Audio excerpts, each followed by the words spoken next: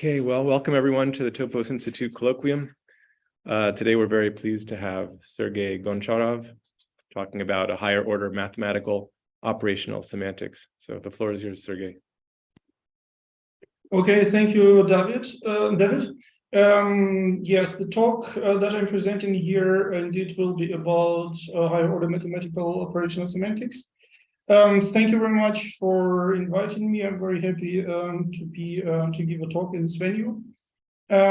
So this notion that I'm going to be talking about is a recent notion that we introduced with my colleagues. So in fact, the entire talk is based on this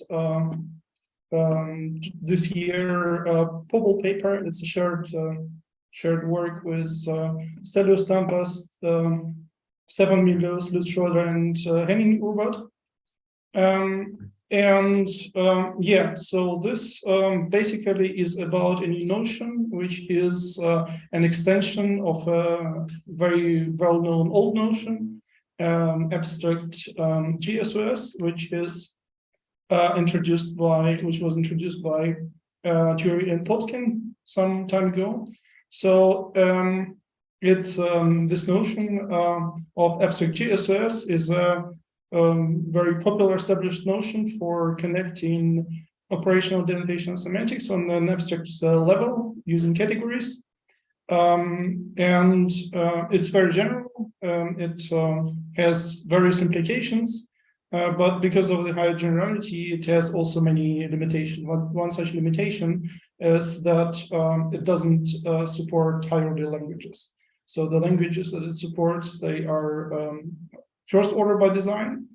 And this strand of reasoning about higher order languages is to a large extent very well, it's a strand which is very active and which is inhabited by lots of sophisticated tools and devices. It's pretty much orthogonal to this framework of GSOS semantics. It involves things like applicative bisimilarity, Hal's method, environmental bisimilarity, logical relations. So everything pretty pertaining to the higher order world. And it's part of our effort here, and our achievement is the link between these two words. What I will be presenting is the first steps in reorganizing higher order semantics using this novel notion of higher order GSS, and in particular, as a result that this framework entails is that strong algebraic applicative bisimilarity is a congruence. So, and a strong applicative algebraic applicative bisimilarity is also a notion that is also novel that we have formalized. So here's the plan. I will start with a quick recap of first order classical GSOS very briefly. Then I will introduce the higher order variant, and then I dwell on this main result of this paper, abstract congruence for higher order GSS. And then I will discuss higher order bialgebras and applicative bisimilarity. Then this last part, I have one slide about value semantics. This is something that wasn't part of the paper, but I included to the talk. And then I will proceed to the conclusions. All right, so very briefly, very brief introduction to first order GSS by Turi and Plotkin. And so it is a categorical formalization of GSOS format for operational semantic, which existed before. And so the abstract variant of it is a collection of data which can be interpreted almost in every category. And that consists of an endo functor sigma, and a behavior functor B, and GSOS, some form of a distributive law, which has the profile as indicated. So intuitively, we obtain such laws from the rules of the operational semantics, not arbitrary ones, but those which indeed satisfy this GSOS format. And to explain this quickly, I have this example of an operational semantic rule from CCS, where so we describe our parallel composition behaves. So, and one of the way it can behave is that P, so I don't remember the consuming, so no, this is must be outputting an action, or no, or inputting, yeah, probably inputting. It doesn't matter actually. So if P inputs an action, then the parallel composition can input, can get this action, and the second component of parallel composition just stays intact. So, and how this intuitively correspond to this GSOS law indicated above? Well, so this arrows and the labels on the arrows, they correspond to the behavior, and this parallel composition operator, this comes from syntax. And in fact, so this rule demonstrates this two occurrences of X on the left-hand side for all, because actually, so this X is, this is intuitively a carrier of the variables that occur on the left-hand side of the rule at the bottom, and those that occur on the right-hand side on the top. So basically the rule, to explain what's on the right of the arrow at the bottom, we can use the original terms. In particular, here we're using Q, and we can use the results of running the semantics on structurally smaller terms of the original terms of interest. Sorry, so Sergey, and yeah, could you say what sigma star means? Sigma star. Yeah. So this is a free. So I mean, intuitively, this is a set of terms with sigma as operations and X as terminal nodes. Free monad on sigma. It's a free monad. Yes. Yes. Thank you. Yeah. So, and behavior functors, I mean, there are a big variety of the sigmas, because I mean, there are as many sigmas as languages that you can imagine, and there are not so many behaviors, because behaviors, I mean, for many for many languages, the semantics is the same. So, and the standard choice is this px pl times x. That's precisely what we see in the rule. And so we have transitions, and we've got non-determinism. So, right, and there is a correspondence between natural transformations and rules, which is, I mean, which is generally one way. Rules determine natural transformations, but natural transformations are usually more general than the rules. But if you restrict to polynomial functors and, well, you constrain the behaviors, then you can have using your lemma, you can describe the rules. You can have a full description of the rules that correspond to the natural transformations with such sigma and b. Okay, and so part of this theory is, I mean, this theory is introduces the notion, the key notion of row by algebra, and the row by algebra. So where row is a distributive law. So the row by algebra is both an algebra and a coalgebra, and this additional law, which connects this to structure, is also part of the definition.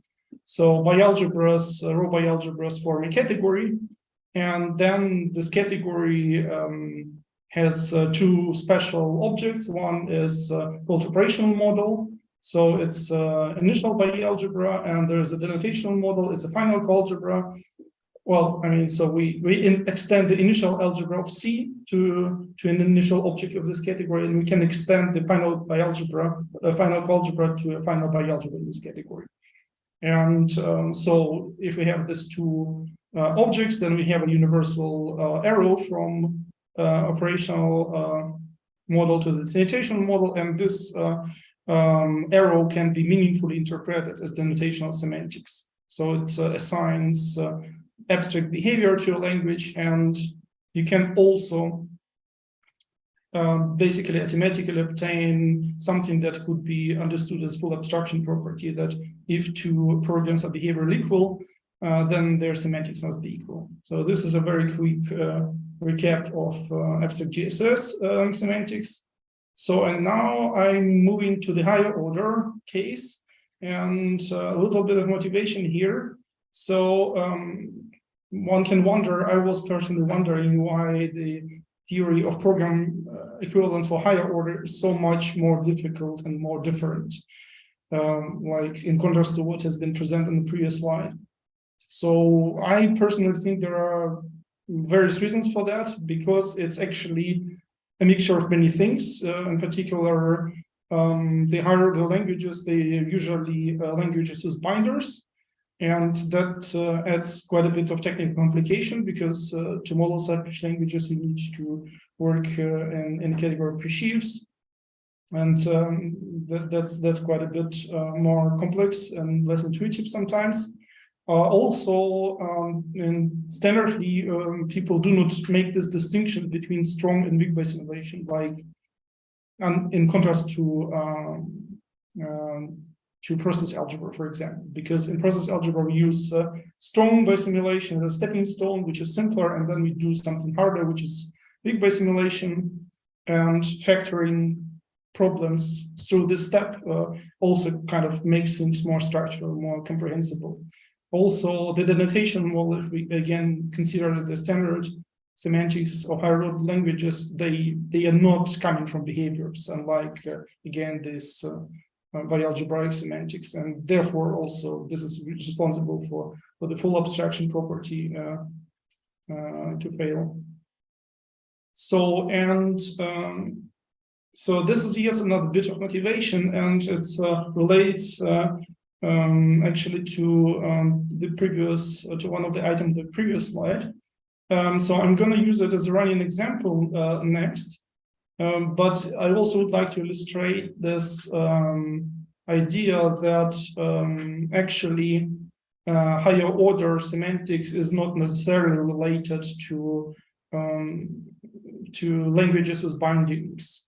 So typically we think about untyped lambda calculus as like the simplest higher order language, but actually can design, can work with, at least for exposition purposes, with something much simpler.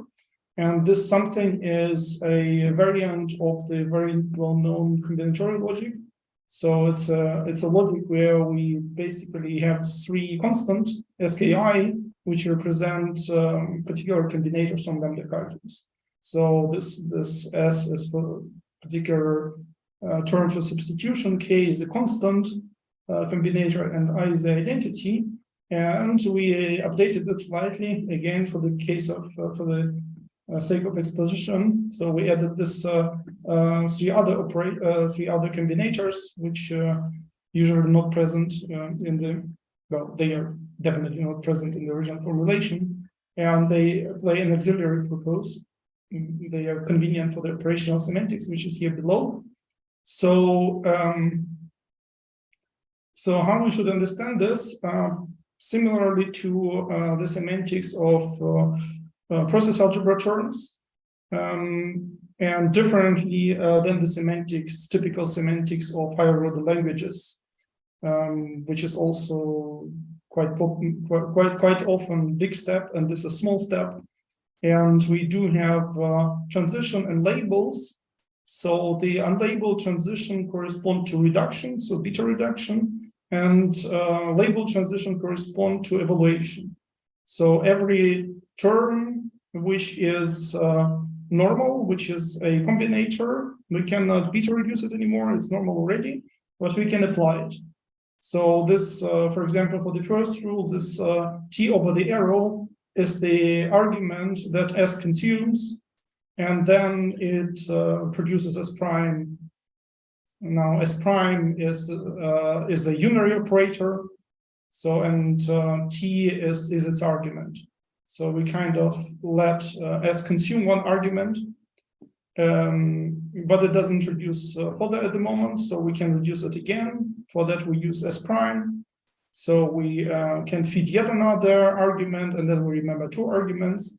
And after it's saturated, we can evaluate the third argument, and then this radix finally resolves because the original S is supposed to consume three arguments exactly. And now on the right-hand side of the arrow, we've got, well, precisely the term which we would get from the corresponding lambda expression if we evaluate it on three arguments in a row.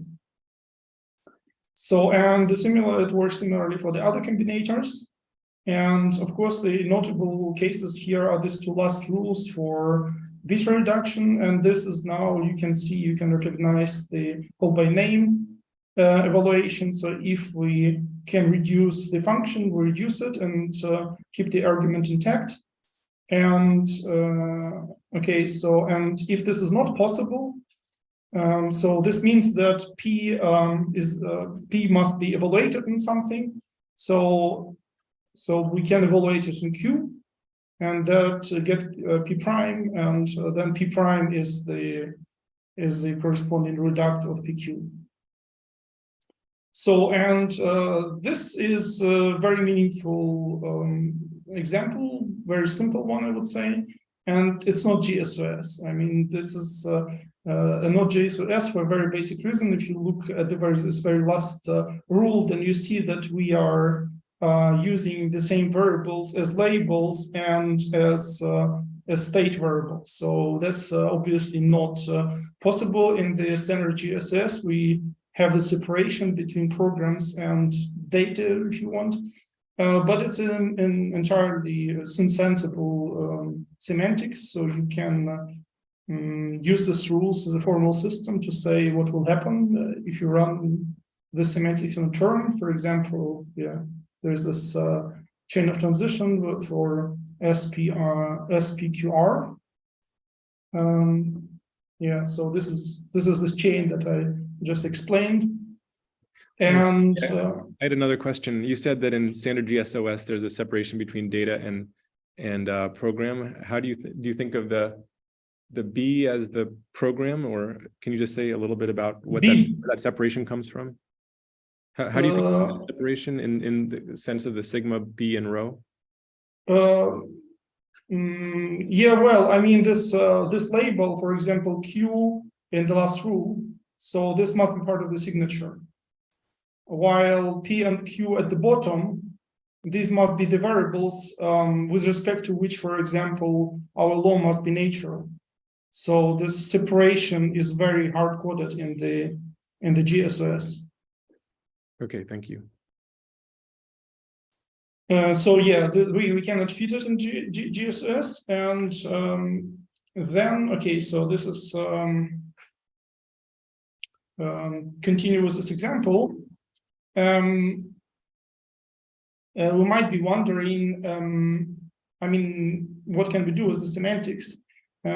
So if we are interested in operational semantics on its own, if we do not have full abstraction or something which allows us to move from operational side to the denotational one and get compositionality properties for free, for example, which is possible in GSS, which is one of the implications. So then we need to leave with our definition of operational semantics. And the first sanity check for it is showing its compositionality property, so that if we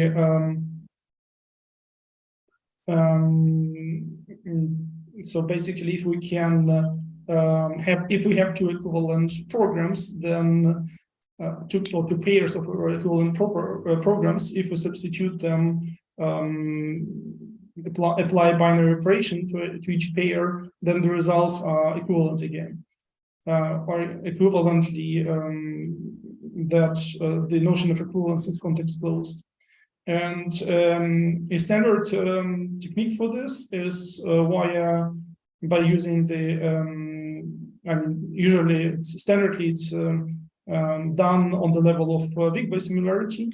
So you introduce a notion of weak applicative bisimilarity, and then you prove this congruence property that you're interested in.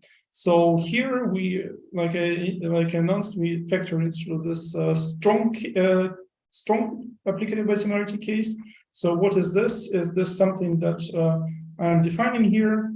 So a relation is a strong applicative bisimilarity on our algebra programs. If okay, so this is a standard idea of bisimilarity. If one of the programs make a step, then the other can make a step, and the results are related.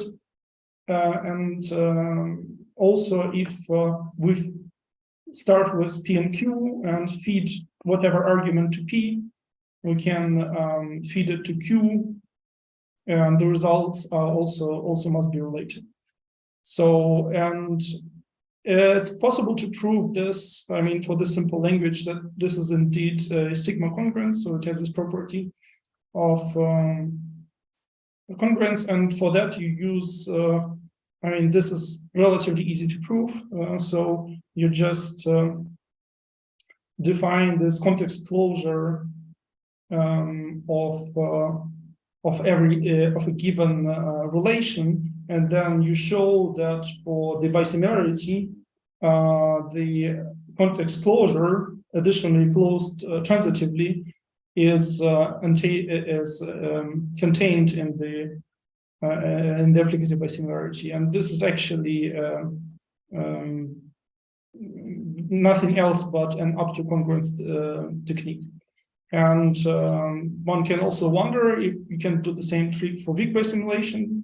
Indeed, this is much harder and more interesting, and this is more standard because in the long run, people are interested in weak bisimilation. And in some sense, something similar can be done, but the closure is just more involved, and this is called house closure.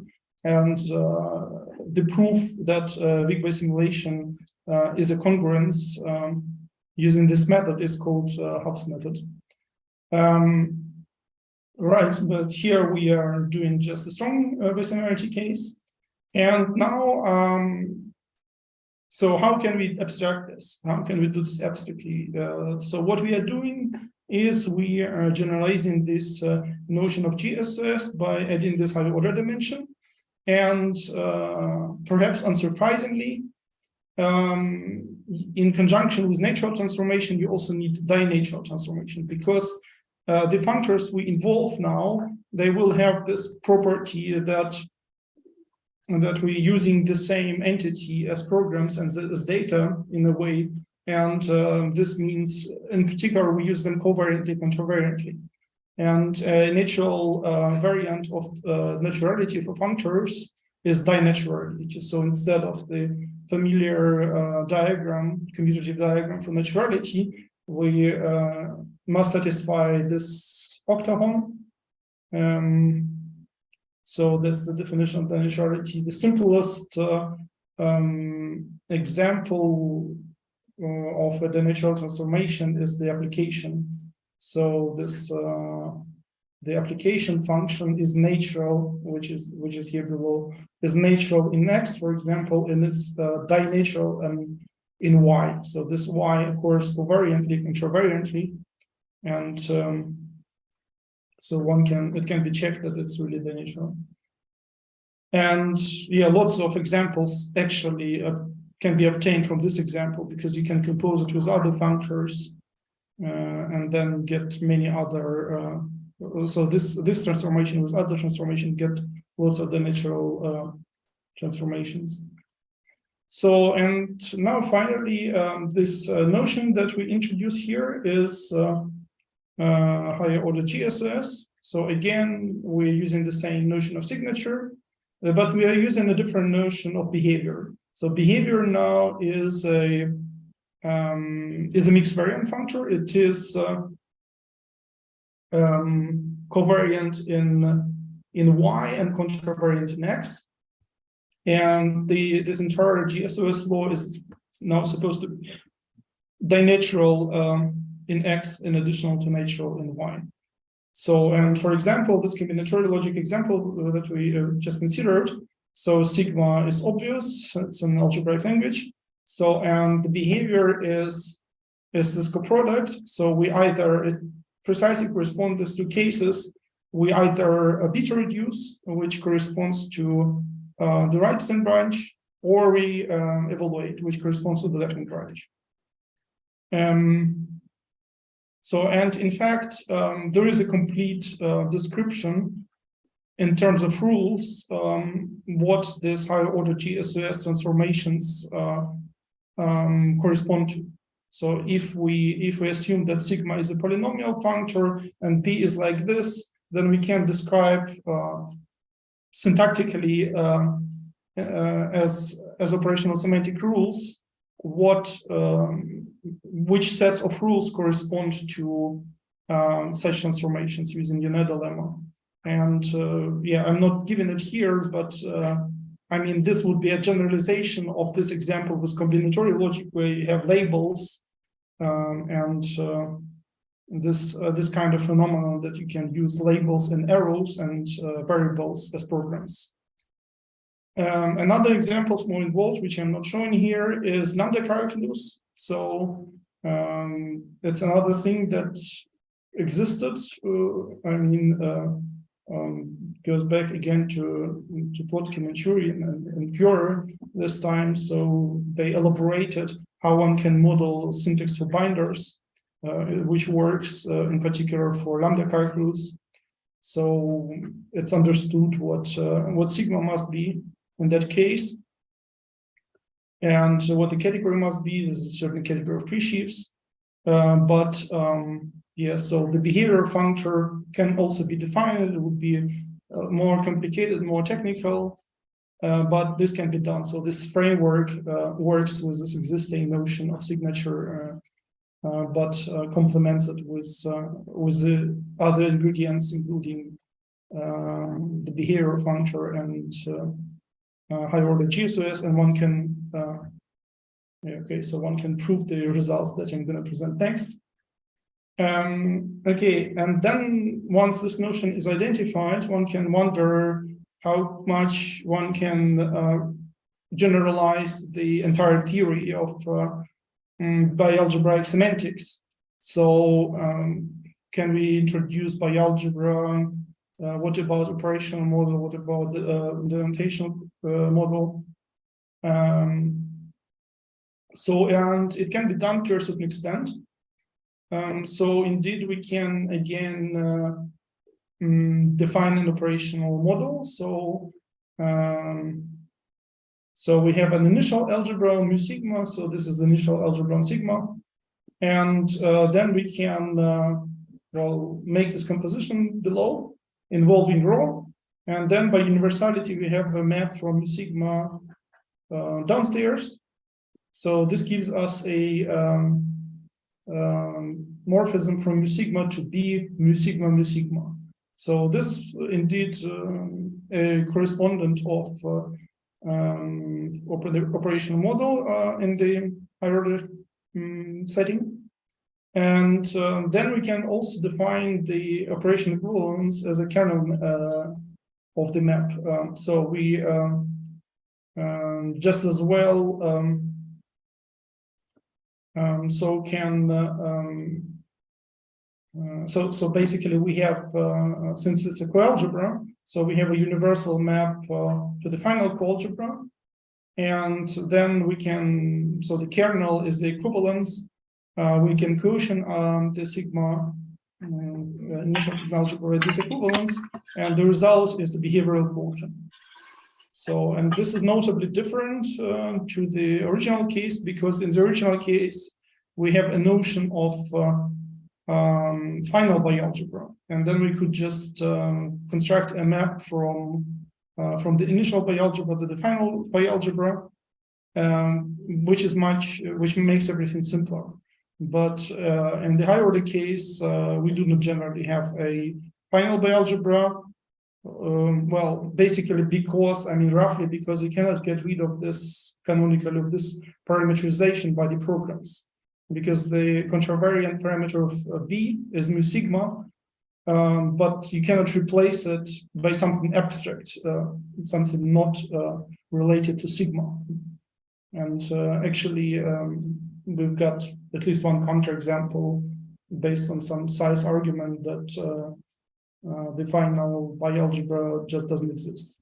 So, and that complicates the theory quite a bit. This means that instead of working with this initial and final objects in the category of bialgebra, we have to work with a free sigma algebra and its quotients. So the quotient is well defined,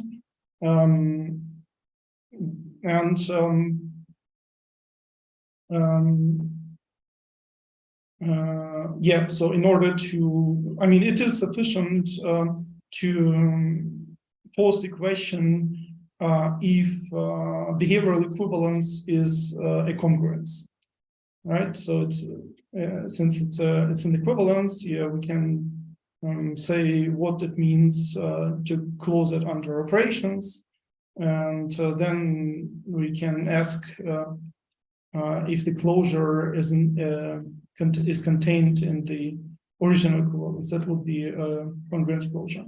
And so the theorem that we can indeed prove now, again, everything is not so obvious anymore. So we need to make some assumption on a category, because we need to move back and forth from epimorphisms to relations. And to do this in a category, we need to assume that the category is regular. So this is basically intuitively, it's exactly the assumption that ensures that you can go back and forth from kernels to equivalences. Another assumption is that sigma preserves reflexive coequalizers. In particular, so if in the category of sets, then sigma is finitary, it would be sufficient. And that B preserves monomorphisms in both arguments. So since it's contravariant in the first argument, it means that in the first argument it sends at least two monos. Right, and under this three assumption, this kernel here, which I just defined, is indeed a congruence. So this means that on this level of abstraction, indeed, our notion of behavioral equivalence is a congruence. Right, and then can we again, so what can we say more in terms of this higher order bialgebraic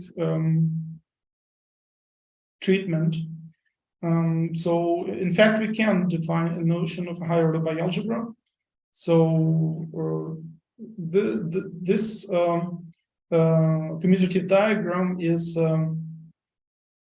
similar to the standard commutative diagram for first order bialgebras. So as you see, it involves an algebra and a coalgebra. But now modulo this change that our functor is mixed variant, but still you can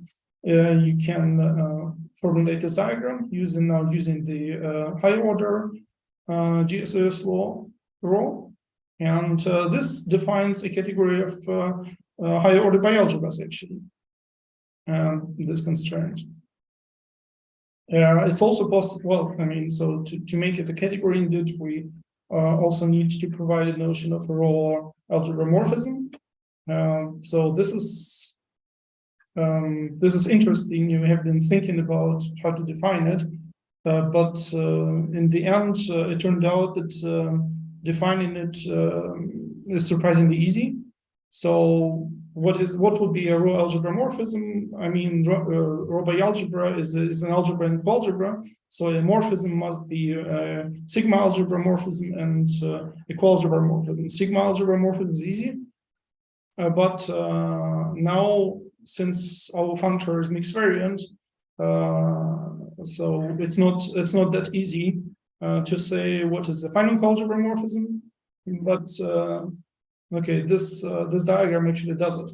So we have one coalgebra from A to BAA and another from A prime to BA prime A prime, and then we can actually reconcile those two directions. We just need to call the F, which is the morphism between the domains, 2 times, once covariantly, once contravariantly, and this gives us well, the same type. And this notion of morphism, under this notion of morphism, we really get a category. I don't know, maybe someone in the audience can suggest me if this such a notion has ever been discussed, because I haven't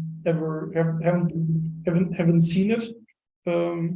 But it's completely meaningful after all. And now in this category of higher order bialgebras, again, we can, so we already identified the operation model. So it's, so we identified this map, iota club suit, and this is a coalgebra map, plus there is the obvious algebra structure on the free algebra. And this is indeed an initial raw bialgebra. So this is a fact that you can prove that it's really initial object in this category. And the behavioral quotient, so this which we also defined, it also extends to our bialgebra. So it's a coalgebra and it's an algebra, and there is a universe. So there's a universal map from mu sigma to mu sigma tilde, and it is really a raw bialgebraicmorphism. Right. So, but okay, like I said, this theory develops quite nicely to a certain extent. But I mean, the big change is really that a final bialgebra doesn't generally exist. If it existed, everything would be much simpler, and we wouldn't need to develop a complicated proof of congruence, for example. But well, it doesn't exist, and it's probably for a reason. I mean, this kind of an indication to me. I mean, it's kind of a technical manifestation of the fact that higher order semantics is quite a bit harder than the first order one. Okay, so here, this is a little example. So I said that I will not tail on the lambda calculus on this pre-sheaf approach, but this is yet another instance of our general theorem, which I like because apparently one can prove the congruence property for lambda calculus without using difficult models. So if we just consider this lambda of n being the set of lambda terms with free variables from 1 to n, then we can consider lambda calculus actually as a completely algebraic language. So we just introduce a name for every combinator, including this many variable combinators. So combinators usually are constants, but we can extend this by assuming that a combinator can have 1, 2, 3 up to n variables. And then every lambda term over n variables can be considered as a term in completely algebraic language consisting of applications and this combinator names. So then sigma is this functor model in signature. It contains this x squared part, which is application, and these expressions of n-ary combinators applied to the arguments.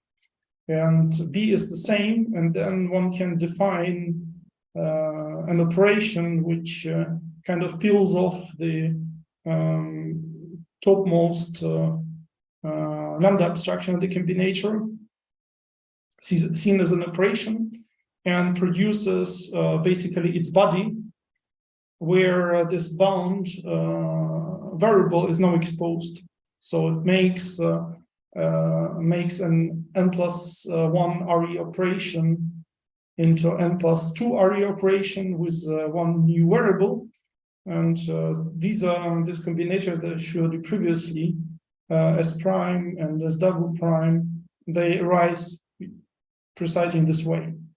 So we, for example, S prime is this ceiling brackets applied to S. So we remove one lambda abstraction and introduce one more placeholder for an argument and so on.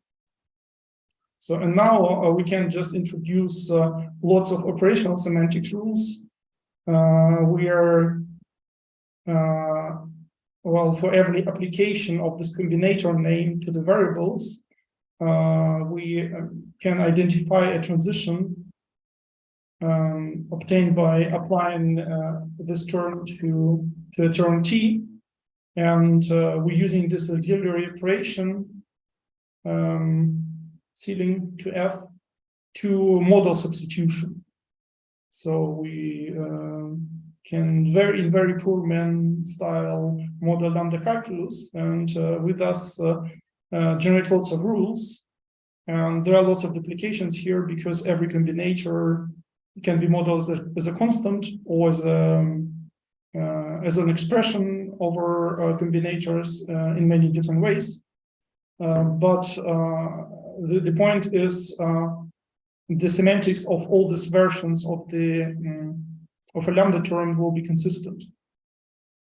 And now one can observe that now these rules, they perfectly fit our format. And so we just apply our theorem, generic theorem to it, and get a congruence result for the lambda calculus and circumventing the pre-sheaf semantics.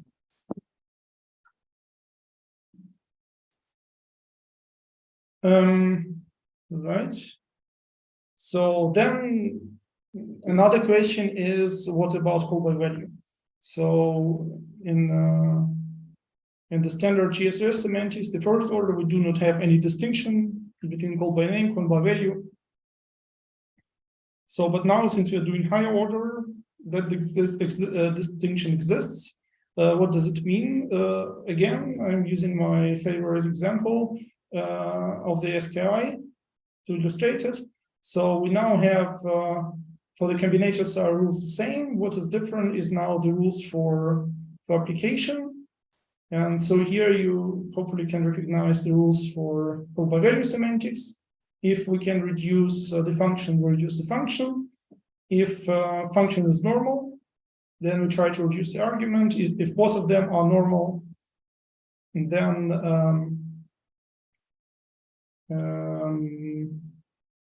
then we apply. So this is now precisely the call by value semantics on this combinatorial logic level.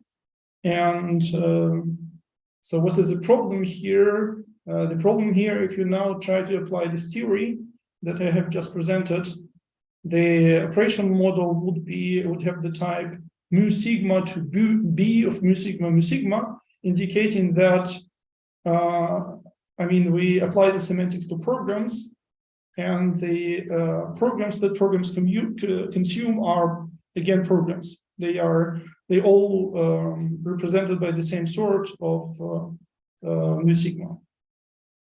While for operational semantics, for call by value semantics, this is not what you expect. You expect to have a certain notion of a value, which is a special kind of programs. In combinatorial logic, this is the programs that have a combinator on top. And that defines generally a sub-object of mu sigma. And then you need an operation model with respect to that sub-object, not with respect to any to the whole set of programs.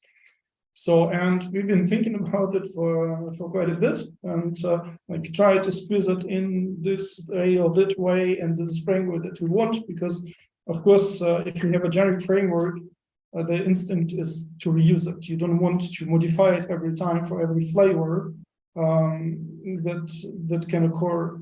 Instead, you want to get an instance, and it's actually really possible for call by value.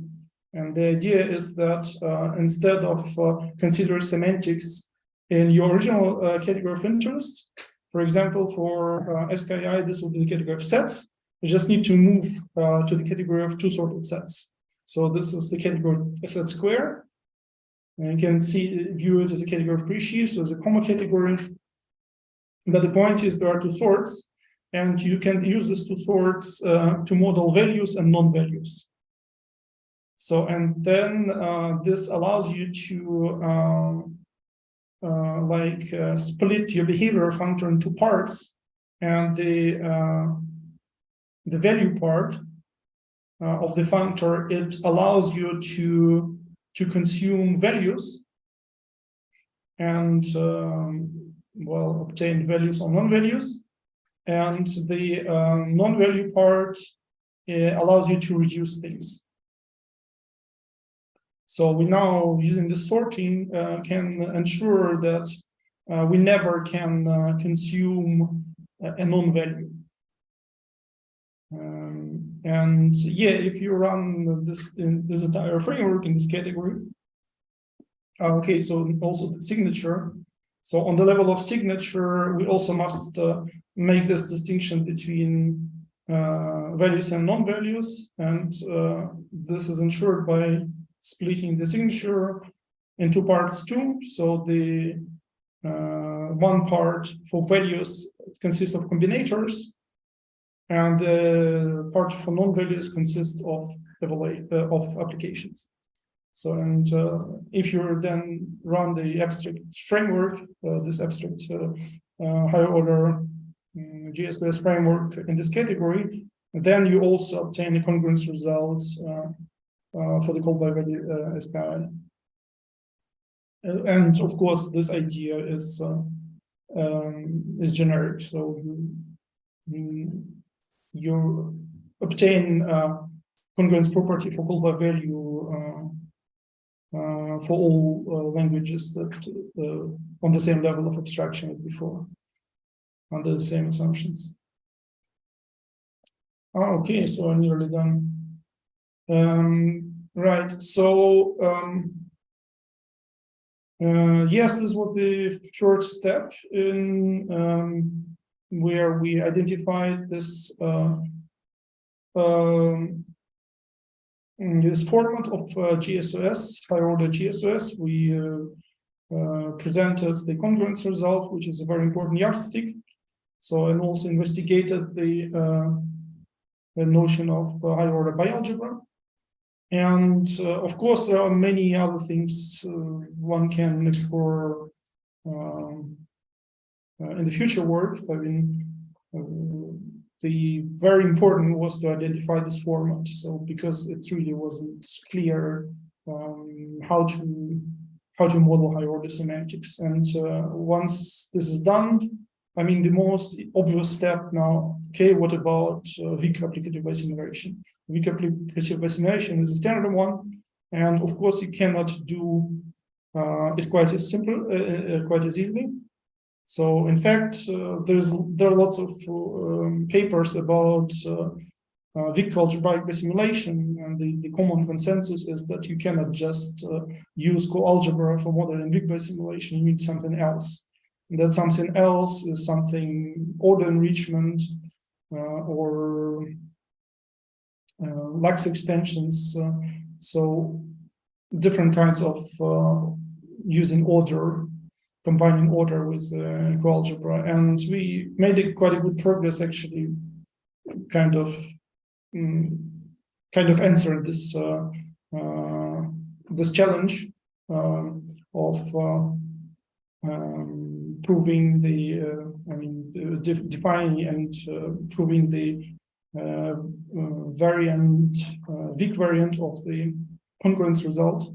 So this is going to appear very soon on arXiv under this name. So it's currently not available, but So the idea is basically it's a categorical formulation of the house method, which I mentioned,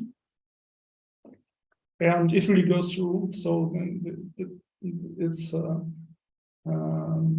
as expected, somewhat more technical and sophisticated, but it actually can be done, which is very satisfying.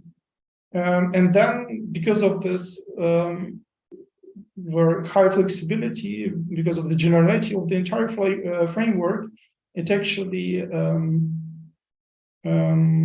seems that different flavors, which are also of high interest, should be possible to obtain without that much effort.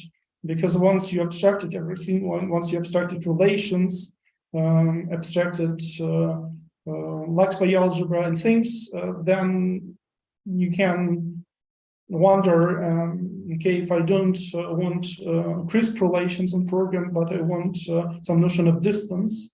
So this is some metric notion of relational programs. And so this development that we've carried, it raises hopes that this can be done much simpler than if you do it from scratch, because there are parameters and you can see what will change if your relation is not a relation but a distance and so on. So in this direction looks very promising. And but the issue here is that in this congruence criteria that I presented, so it relies on regularity assumption. And if you want, for example, a quantitative account of semantics, then you would need to run this whole framework in some categories of metric space or other topological categories, and they are not regular. And then another issue is like, how can you run the same framework, obtain the results under other set of assumptions? This is also possible. Yeah, and of course we are interested in modeling other kind of bisimilarity, so applicative bisimilarity is one, and there are different other versions, so it's very interesting how to do them abstractly. For example, an environmental bisimilarity, which is a kind of a competitor of applicative bisimilarity. So modeling type languages, modeling effectful languages. So basically, I mean, the ground question is how far can we go with this abstract approach? How much we can revisit, how much we can improve in this strand of higher order semantics that we apply this functorial approach, which we now have. Okay, this is it, I guess. Thank you. Okay, thanks, Sergey.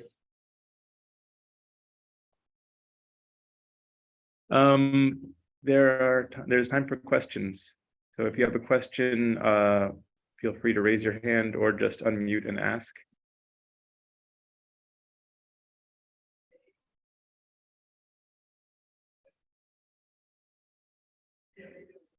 I had a very basic question.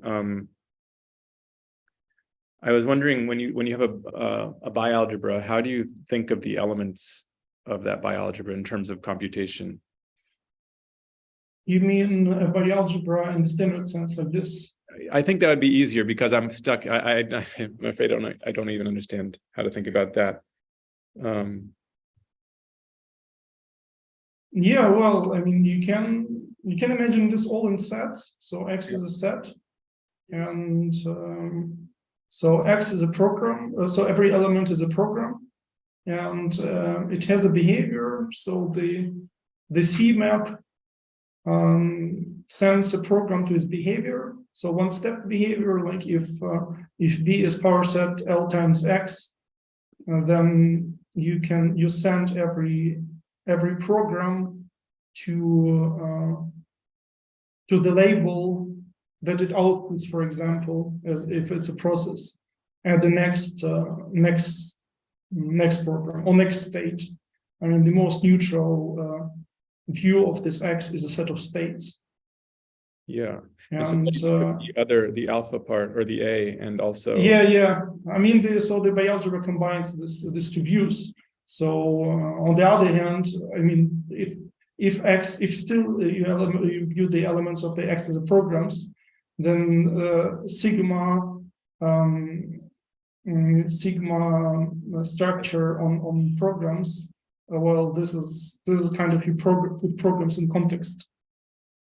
So if you have some operation, some program code with holes, and you plug the elements, some smaller programs in this holes, that's a program again. And that this A is kind of a coercion. so it kind of takes this this tree, this one operation on a program and gives you a program that's A, and then it runs it one step. And what is this? So it kind of removes the top level operation and runs it. Is that kind of how you see it? No, I wouldn't say remove. I mean, so I also wouldn't. Yeah, I don't know. I also wouldn't be able to imagine, I guess, a generic row by algebra, but it's helpful to think in terms of these two cases. So this operational model is where the X is the algebra of terms, and this A is just an isomorphism. It's it represents just like if you apply an operation in your program, that's program again, and what's behind the statement is the isomorphism A, and C is the behavior, which as I explained before. So yeah. Maybe I can give one more intuitive explanation from my perspective. I'm Henning, by the way. Sorry to interrupt. So I like to think of row as just a set of operational rules. Think of the rules of parallel composition in process algebra, right? So row encodes rules of a system. And this diagram just says that your core algebra C runs the programs according to the rules. That's just what it says. Okay, great. Thank you. Yeah, but I guess the question, I mean, part of the question was the A. So how will you explain A in this way? I mean, you should think of X as initial algebra, I think. So A is just okay, but that's just I was trying to answer what is a general bialgebra is, except for this something where you can interpret the operations of the language, right? So okay, thanks. I'll think about that. That definitely helps. Are there other questions? Yeah, I guess I don't know. May clarify. Say this co-algebra. Is there a co-multiplication you could show us? Co-multiplication. Yeah, or am I looking at a very different concept? That you know the sense that an algebra. Is dual to a co-algebra, in that algebra has multiplication of A cross A to A, and a co-algebra has a morphism from A to A cross A. Is this a very different it's pretty different. Yeah. So I mean, there's one remark here is that there's of course more mathematical notion of algebra as co-algebra. So sometimes people say call Eilenberg-Moore algebras, and the duals co-algebras. So okay, I guess then in that case. Yeah, but it's not the case here. On this slide, you define alpha is an algebra. What is algebra in the? I know. What is the mean? My question is, what is an algebra in the context of your subject? Just any morphism of this type. Yeah, it's a different sort, Seth. It's like a Lambeck version or something. So it's just a map. If you have a functor, it might not be a monad or a comonad. Then an algebra for that functor is a map fx to x, and a coalgebra is a map from x to fx. Oh, okay. So this context, an algebra is a kind of morphism within a special type of category. For any endofunctor on any category, you can talk about algebras and coalgebras. Oh, okay. Wow. It looks like there's one more question, and I think that should be the last one, Valeria.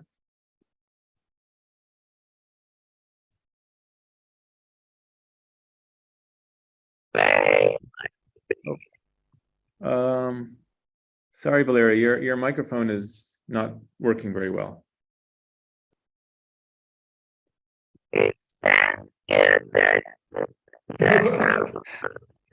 No, it's very robotic. Maybe you could ask by chat and I can relay it to Sergey.